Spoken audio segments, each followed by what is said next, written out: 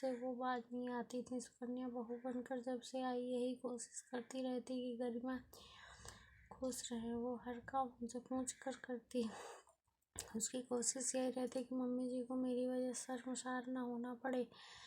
इसी चक्कर में आज भी पार्टी के लिए कपड़े भी वो गरिमा जी से ही पूछ कर पहनना चाहती थी। तैयार होकर जब पार्टी में पहुंची तभी सभी उसकी तरफ आश्चर्य से देख रहे थे। गरिमा मेरी बहू, तो उनकी खास सहेली ने जैसे ही बोलने को मुंह खोला, गरिमा जी बिना सुकन्या की तरफ देखे कहने लगी, मेरे बेटे को पसंद आ गई, वरना मैं तो कुछ और ही सोच कर रखी थी। अब तो यही है।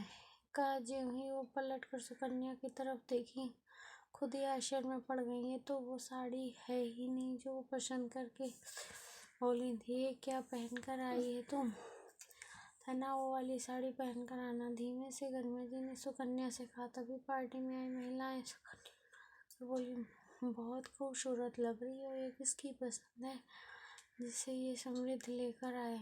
जिद करके पहनने बोले। मैं बोली भी मेरे कॉम्प्लेक्स पर ये काली साड़ी पर वो तुम पहनो तो सही, मैं बदल कर आती हूँ।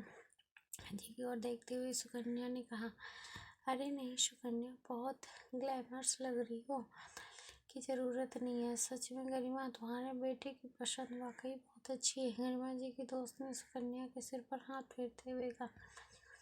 वहीं तभी उनके पति पास आकर उनके हाथ धीरे से पकड़कर किनारे पर ले गए और बोले, अब तो शर्मसार करना बंद करो। कोई अपनी ही बहू का ऐसे सबके सामने अपमान करता है क्या? मैं नहीं चाहता कि तुम तमाशा खड़ा करो। सब सुकन्या की तारीफ कर रहे हैं, थोड़ा तुम भी कर सकती हो। ये चेहरे पर एक मुस्कान लेकर सुकन्या के पास आई और बोली, हाँ बहुत अच्छी लग रही हो, आओ सबसे मिलो। माँ जी सबसे सुकन्या को मिलवाने लगी। तब सुकन्या की तारीफ कर रहे थे। पहली बार गरिमा जी ने महसूस किया कि उनकी बहू को वो समझ रही है वैसी नहीं है। उसके अंदर एक अलग ही आत्मविश्वास है जो उसके पूरे व्यक्तित्व को प्रभावित करता है और जिसे गरिमा जी की वजह से ही सुकन्या दबा कर रखती थी। पार्टी के बाद जब सब चले गए, दूसरे दिन गरिमा जी ने पार्टी की थकान की वजह से तबीयत नासाज लग रही थी। सुकन्या ने उन्हें बिस्तर से उठने नहीं दिया, बहुत अच्छी तरह से उनकी सेवा की। ये सब देख गरिमा जी को अपने आप में ग्लानि महसूस हो रहा था। 2 महीने से सुकन्या बिना कुछ बोले गरिमा जी के दिल में जगह बनाने की कोशिश कर रही थी, पर उनके ऊपर तो रंगत की परत चढ़ी हुई थी। ये सुकन्या सुंदर दिल व्यवहार को देख ही नहीं पा रही थी। सुकन्या, मैंने बहुत बुरा किया है ना तुम्हारे साथ। मैं ना केवल अपने पति और अपने बेटे को पसंद नापसंद करती रही, उसके साथ बहुत कटु व्यवहार भी किया। फिर भी तुमने मेरी किसी की बात पर विरोध नहीं किया ना, समृद्धि से ना विभोर से कभी कुछ कहा।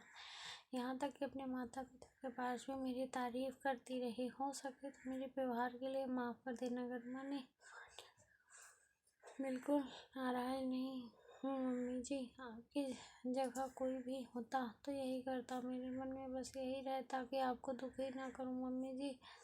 सूरत और रंगत तो जो है उसे बदल नहीं सकती, अपना व्यवहार तो बदल ही मैं बस अपना व्यवहार अच्छा रखना चाहती थी। और देखिए अपने आज मुझे दिल से अपना लिया, मुझे और कुछ नहीं चाहिए, बस आपके प्यार की कमी थी, अब वो भी मिल गया। सुकन्या गरिमा जी का हाथ पकड़ कर बोली। गरिमा जी सुकन्या के हाथ की पकड़ में पहली बार अपनेपन का एहसास हुआ, शायद ही दिल से पहली बार जो बहू को अपना पाई थी। मैं यहाँ किसी रंग भेद की बात नहीं कर रही हूँ, हम सब अलग अलग हैं जैसा भगवान ने हमें बनाया है। अपने व्यवहार से किसी के दिल में जगह बनाते हैं, रंगत या सूरत से जगह क्षणिक बनती है, व्यवहार से हमेशा के लिए अमिट छाप छोड़ जाते। मेरी इस कहानी से जहाँ तक प्रभावित हुए तो पसंद करें, लाइक करें, कमेंट करें, शेयर करें। धन्यवाद। जय श्री राधे।